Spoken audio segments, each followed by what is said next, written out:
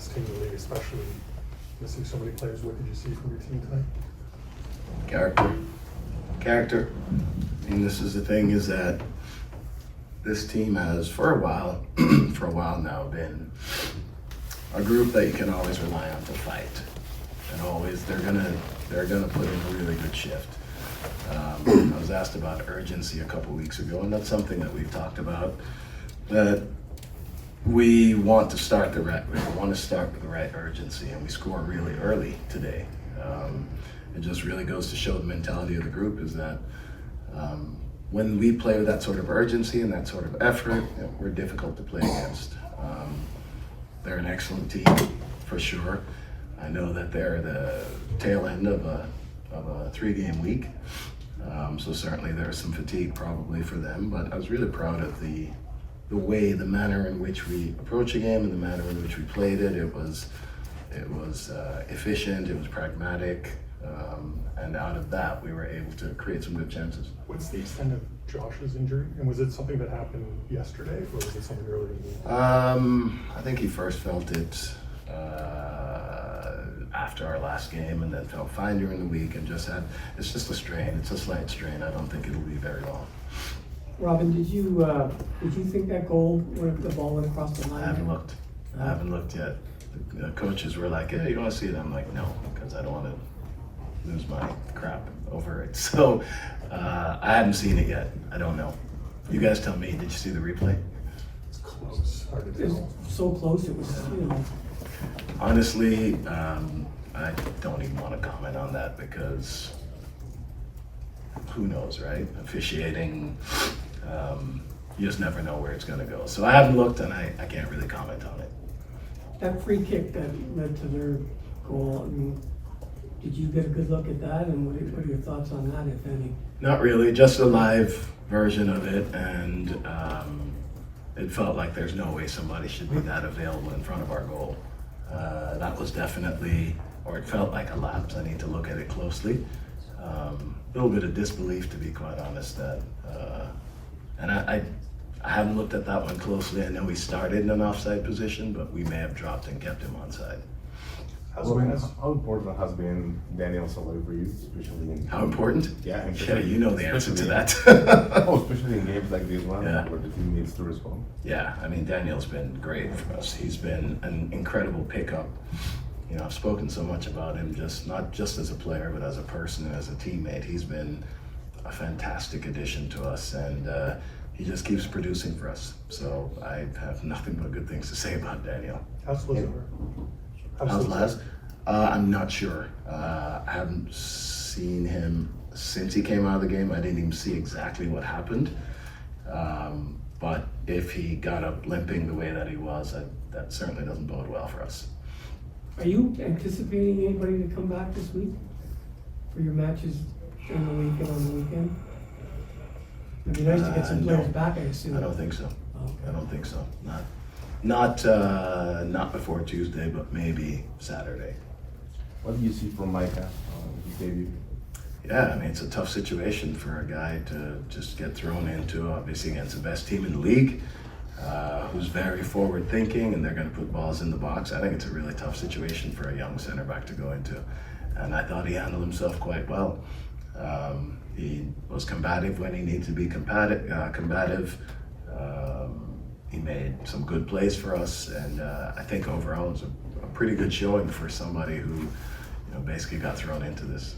Also, you ended up the game with 8 players from Toronto, from GTA, from Ontario. It's also something to be proud of. I think so. I really think so. I think that this academy has been doing things well for a long time, and you're seeing players now out of this academy potentially going to the World Cup for Canada, and making a mark all over the league, whether here or even in other teams now. I think the academy's been doing a really good job for a number of years, and I think that it's something to be proud of for sure, that we had that many players from the area finishing the game in a very important game for us. Simmer Mandrich made his first appearance since October, and I thought he made a nice little play to create the space for us before shipping the ball down. So I'd be curious to hear your evaluation. I thought Simmer was good, and he's been training well for a while. And it's just tough to break in. And it's when you get your opportunity, what are you going to do with it? And I felt like he took it and really ran with it today. I thought he did very well. I'm not sure. I think it's his first start since the second game of last year. I think so. So he's been waiting for a long time, and he's been training really well, and he's earned this opportunity, and I thought he did quite well with it. And Bostonberry, at 17 years old, to come in a second game, what have you seen from him, and how? What do you need to see from when a player like that at that age gets his opportunities? What are you looking for in their development? Well, the thing about Tony that's impressed me, he spent the whole preseason with us.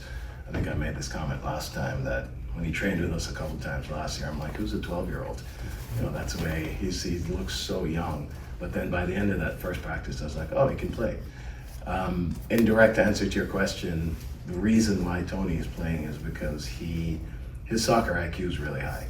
And I don't think that you can be an effective player if you're Tony's size and you don't have a good first touch and you don't have good awareness around you and you don't have good ideas. And you know, preseason was eye-opening for me because we played against some very physical Scandinavian teams, and I thought Tony was going to get run over. And he knows how to use his body so well. He knows how to evade. He sees things happening before they happen. I really think, apart from being a very good player and very quick and all the physical attributes, I think the reason why Tony will do well is he's got a really, really good soccer IQ. And I'm excited about where his future lies. Robin, it's obviously easier to ask who's available rather than who's not available at this point, but can you tell me if there's any reason behind this amount of injuries in the team? Any reason? I've been in soccer my whole life, and I've seen seasons where there are no injuries and things go really well. I was thinking about this the other day. In 2017, I don't think we had too many injuries. Things go well, you end up winning. I've also been in teams where you have a number of inexplicable injuries. And different types. It's not like they're all pulled hamstrings or something along those lines. There have been so many different types of injuries this year. I think it's inexplicable, to be quite honest. I don't have an answer. I don't have an explanation. We certainly want to get guys healthy as quickly as possible and get our full roster back together, but it's been a difficult one for sure. It's been a very cold spring. I think that might have. Maybe, you know, and this happened when I was in Colorado too, when the northern teams, the cold weather teams, you're on turf, you're on grass, you're searching around for places to play, you're on different surfaces every week. Supposedly that has an effect. I don't really know, but I've seen it enough times that I do think that the weather affected things enough that, like I said, sometimes we're indoors, sometimes we're outdoors. When we're outdoor, the field still isn't perfect yet because of the weather.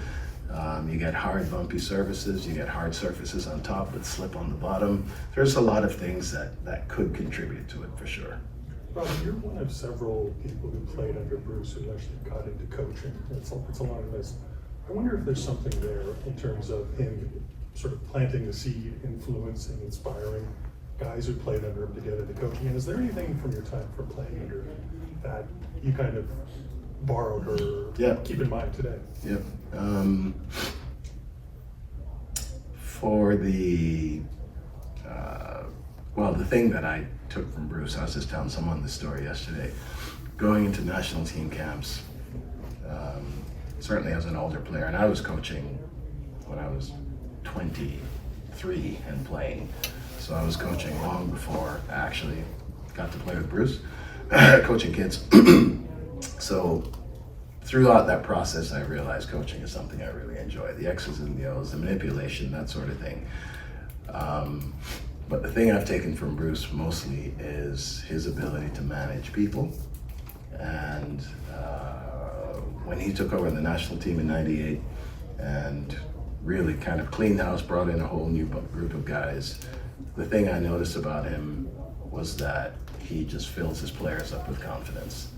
And he fills his teams up with confidence, and he plays a really bold style. And I really admired the way he maneuvered or navigated the week of training leading up to an international game. And so I think his ability to get teams to want to play for him and for each other, I think is really good. And that's certainly something I've paid attention to and I've taken with me as I've gone coaching everywhere.